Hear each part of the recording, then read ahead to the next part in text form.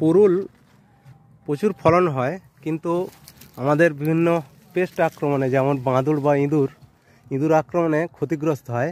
সেই ইঁদুরের হাত থেকে ক্ষতি করার জন্য আমরা কি উপায় অবলম্বন করছি দেখুন। যখন পুরুল ছোট হবে এরকম বোতল ব্যবহার করবেন, বোতলের ভেতরে ঢুকিয়ে দেবেন। এরকম পুরুল ছোট অবস্থায় বোতল মুখের ভেতরে ঢুকিয়ে দেবেন, দিলে এই পুরুল আর সহজে পাখি বা ইঁদুর খেতে পারবে না। কাটো কাটো।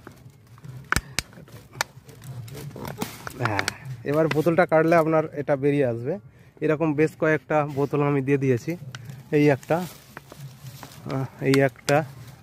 এইটা কাটো, হ্যাঁ আস্তে, হ্যাঁ ये কেটে যাবে।